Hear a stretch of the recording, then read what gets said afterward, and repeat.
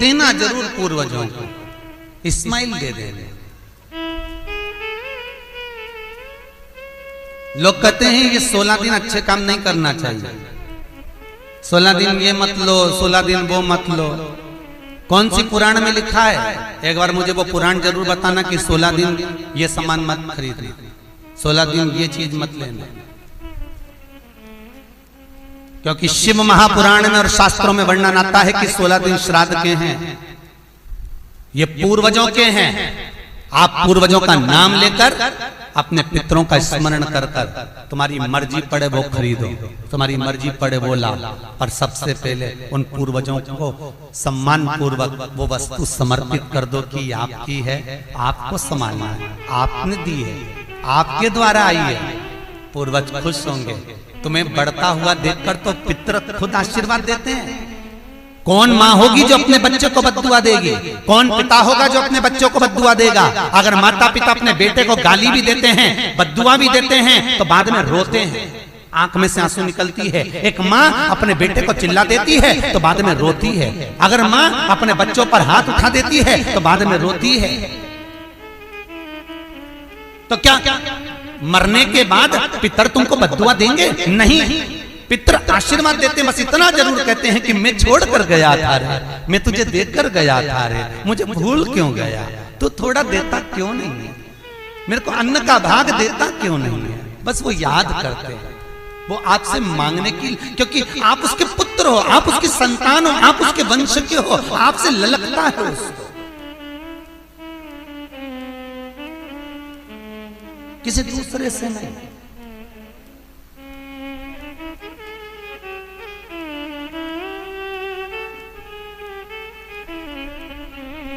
प्रेम दीजिए।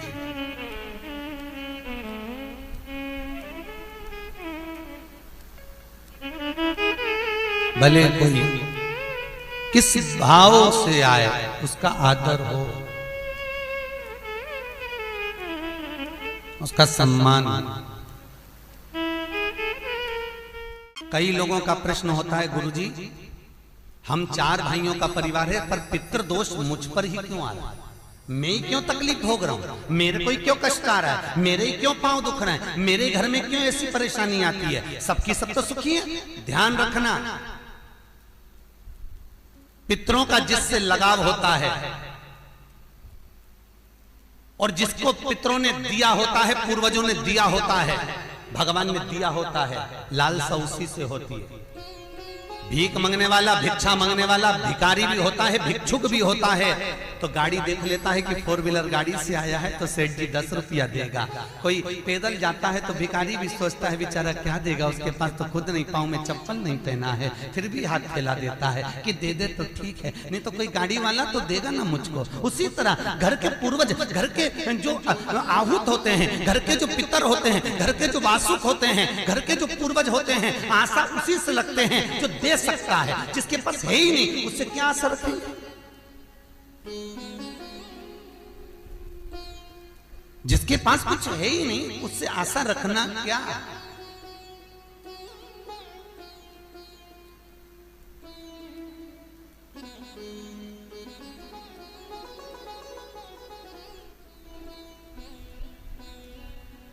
कई लोग कहते हैं गुरुजी हमारे पास देने के लिए कुछ भी नहीं, हम हमारे पूर्वजों को क्या? मत दो ना, इस्माइल तो दे सकते हो। जिस दिन तुम्हारे पूर्वजों का श्राद्ध है, तुम्हारे पास में खिलाने के लिए अन्न नहीं है, तुम्हारे पास देने के लिए दान नहीं है, तुम ब्राह्मण को घर में नहीं बुला सकते, कोरोना महामारी चल रही है, तुम कुछ भी नहीं दे सकते, तुम्हारे पास देने के लिए वस्त्र नहीं, आभूषण नहीं, कुछ भी नहीं, मत दो।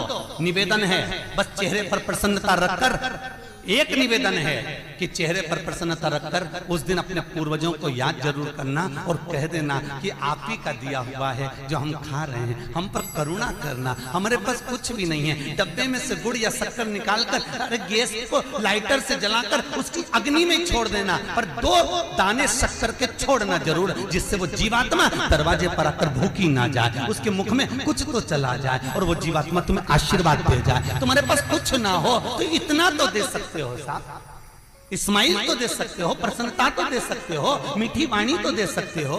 अपने पूर्वजों को याद तो कर सकते हो, अपने इष्ट को याद तो कर सकते हो, जिसने दिया है उसका गुणगान तो गा सकते हो।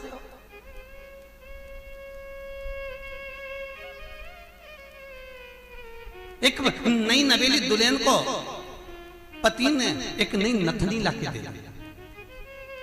कबीरदास जी लिखते हैं, नथनी दी यार ने तो दिया बखान।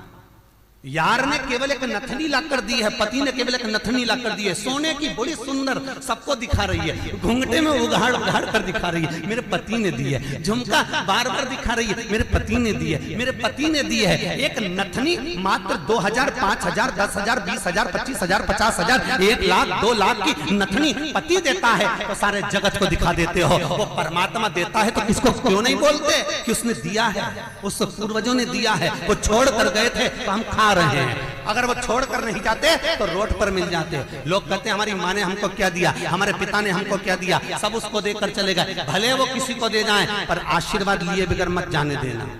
भले वो कितना भी पक्षपात करें, भले वो कितनी भी बेईमानी करें, भले वो कितना भी कपट करें, वो सारी जायदाद उठाकर किसी को भी दे दें, पर उन माता पिता का सम्मान जरूर करना, क्योंकि वो मरते मरते आशीर्वाद जरूर दे जाएंगे कि मैंने तुझे कुछ नहीं दिया, ले मैं तुझे आशीर्वाद देता हूँ, और तुम्हें आशीर्वाद मिल गया तो तुम निहाल हो गए। वर चाहिए, आशीर्वाद चाहिए, धन दौलत नहीं। श्राद्ध पक्ष की कथा कहती है, ये श्राद्ध पक्ष का जो वर्णन गरुड़ पुराण में कहा गया कि जीवात्मा सबसे पहले जाती है तो घर पर जाती है, जैसे जट्ठा और मट्ठा की कथा।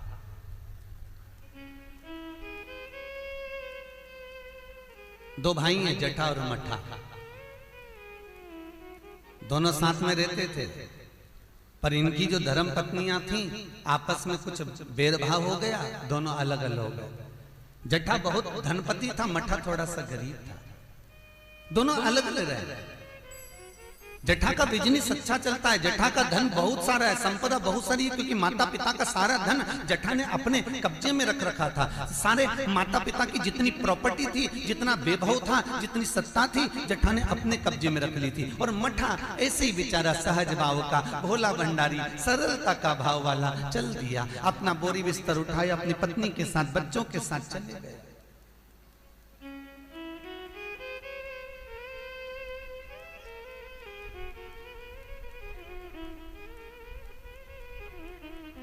सोलह दिन श्राद्ध किया गए। एक दिन जट्ठा की पत्नी बोली, सुनो, इतना सारा गाड़ी बंगला जमीन जायदाद ढेर सारी है, 200 एकड़ जमीन, 200 बीघा जमीन है, 4 ट्रैक्टर हैं, गाड़ी बंगला ढेर सारा है, खूब वैभव बना हुआ है, पर अपन अपने घर में सेठ बनकर रहते हैं, पर दुनिया को क्या मालूम कि अपने पास कितनी दौलत है, कितनी जायदाद है, अपने परिवार वालों को, रिश्तेदारों को, किसको क्या मालूम कि अपने पास में कितनी सत्ता, अपन कितने राशि ठाठ में रहते हैं। तो पति बोला क्या करना है, पत्नी बोली एक काम करो, तुम्हारे जो पिताजी मर गए थे उनका श्राद्ध आ रहा है,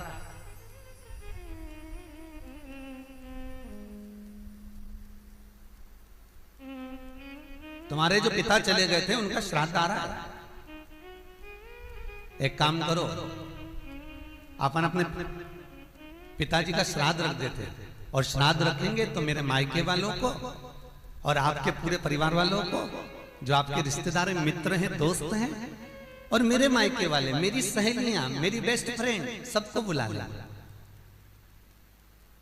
और उनको बड़े प्रेम से अपन भोजन करा देंगे। इतने में जट्ठा बोला कि भोजन बना तो खिला तो देंगे, पर भोजन बनाएगा कौन, इतना सारा फैला हो जाएगा, उठाएगा कौन। इतने में तुरंत जट्ठा की पत्नी बोली, वो देवर और देवरानी क्या करेंगे,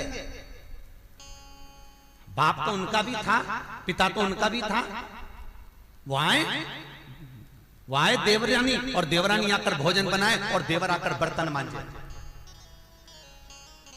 चलो निमंत्रण सबको देने जा रहे हैं तो उनके घर भी चल जाए। आवाज लगाई, मट्ठा, अरे ओ मट्ठा। मट्ठा ने दरवाजा खोला, छोटा सा झोपड़ा, गोबर से लिपा हुआ घर। मट्ठा हाथ जोड़कर बोला, बड़ा भाई आया है, बैठो भैया, हम बैठने नहीं आए तेरे घर में, कल पिताजी का श्राद्ध है, तेरे को बर्तन मांजने आना है, दुल्हन को भोजन बनाने आना है। श्राद्ध पक्ष में हमने ब्राह्मणी ढूंढी थी, बामनी भोजन बनाने वाली मिल नहीं रही है, सब लगी हुई है इधर उधर। देवरानी को ले आना। भाभी हम आ तो जाएंगे, पर निवेदन इतना सा है कि पिताजी का श्राद्ध है, तो मन कर रहा है कि हम थोड़ी सी धूप छोड़ दें, इसके बाद आ जाएंगे। इतने में तुरंत भाभी बोली, सुन रे मठा, आना हो तो सुबह जल्दी आना, क्योंकि रखे हुए बर्तन कौन मांजेगा, भोजन कौन बनाएगा। इतनी देरी से आना है तो केवल क्या खाने आ रहे हो? आने की जरूरत नहीं है, तुम दोनों की जरूरत नहीं है मेरे को, मत आना तुम। छोड़ दिया। जेठा गया, अपने ससुराल वालों को बुला लिया, मायके वालों को बुला लिया, सबको बुलाया। पितृलोक से जिसकी तिथि होती है, पितरों के भगवान जिनका नाम है आर्यमा स्वामी, कौवे पर बैठकर जिसकी तिथि होती है, उस तिथि के जीव को कौवे पर बिठाकर आर्यमा स्वामी लेकर आते हैं, और जिसकी यहाँ श्राद्ध होती है उसकी छत पर कौवा छोड़ते छोड़ते जाते हैं। इसलिए हिंदू धर्म में श्राद्ध में कौवे का बड़ा महत्व होता है, क्योंकि पितरों के देवता आर्यमा स्वामी कौवे पर बैठते हैं, और उसी कौवे पर हमारे घर के जीवों को लेकर आते हैं। और सबसे पहले वो जीव कहां जाता है श्राद्ध पक्ष में? बहुत ध्यान से सुनना, गरुड़ पुराण का ये चरित्र। सबसे पहले वो जीव कहां जाता है? जो घर का सबसे पुराना घर होता है, जहां पर घर का बड़ा बेटा रहता हो, जहां पर घर का पुराना मकान हो, पुराना घर हो, वहां वो जीव जाता है। 3 वृक्ष पितरों के तुल्य हैं। पहला पीपल, दूसरा बट वृक्ष, तीसरा बेलपत्र का वृक्ष। बेलपत्र का वृक्ष कभी अनायास श्राद्ध पक्ष में आप कुछ भी ना कर पाए, कुछ भी ना कर सकते हो, तो एक पत्ते के ऊपर कोई सा भी पत्ता ले लो, चाहे पान का ले हो, कोई पीपल का ले हो, कोई भी पत्ते के ऊपर एक पुड़ी, थोड़ा मीठा थोड़ा नमकीन रखकर अपनी कामना कर कर अपने पूर्वजों के लिए इन 3 वृक्ष के नीचे 16 श्राद्ध में किसी भी एक दिन आप वो भोजन को रखकर आ जाइए। अपनी कामना कर कर सुख का अनुभव होगा, पितरों को शांति मिलेगी। एक जट्ठा और मट्ठा की कथा हमने पहले कही है, वो भी हमारे पेज पे डली हुई है, आप उस पे से निकाल कर सुनना।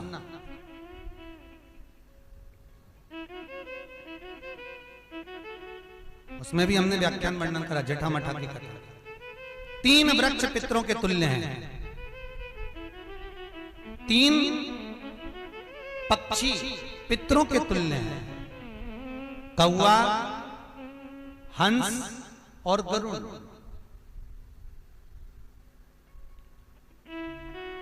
एक कौवा और एक स्वान, कुत्ता, ये 2 ऐसे होते हैं जिनको 20 मिनट पहले, आधे घंटे पहले, 1 दिन पहले, 24 घंटे पहले, 48 घंटे पहले क्या होने वाला होता है, कौवे को और स्वान को भान हो जाता है। क्यों?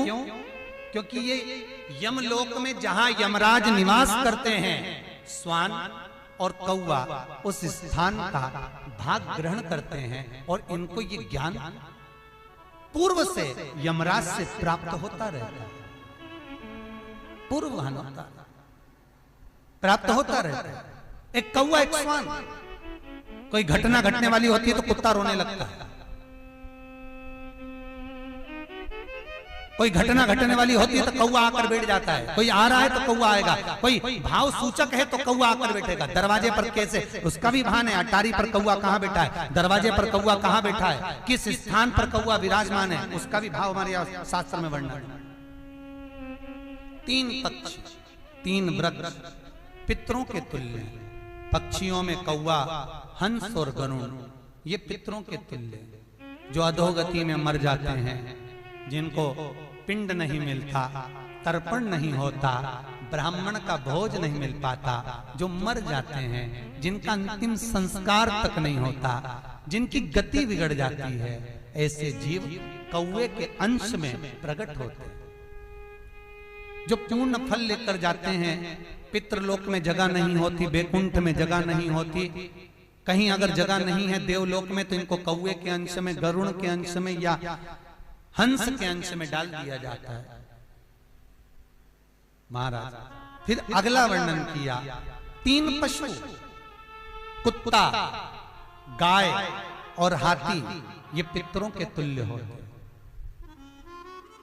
शिव महापुराण की कथा कहती है, अगर श्राद्ध पक्ष में गया नहीं जा सकते, तो गाय के मुख में गयासुर ने वर दिया था कि गाय के मुख में अगर कोई गया नहीं आ पाएगा, तो गयासुर 16 दिन गाय के मुख में निवास करेगा। और गाय के मुख में श्राद्ध के समय पर अगर कोई रोटी देगा, श्राद्ध के समय पर जो भाग देगा, उसको गया जी में पिंड करने का पुण्य फल प्राप्त होगा। ये गयासुर का वर गौ माता के लिए था। तो गाय के मुख में 16 दिन तक गया क्षेत्र का पिंड का भाग प्राप्त होगा। कुत्ता, गाय और हाथी। स्वान को रोटी क्यों देते हैं? क्योंकि स्वान पितरों को अपना भाग प्रदान कर देता है। स्वान रखता नहीं है, चुका देता। फिर 3 जलचर है महाराज, जो पितरों के तुल्य हैं, मछली, कछुआ और नाग।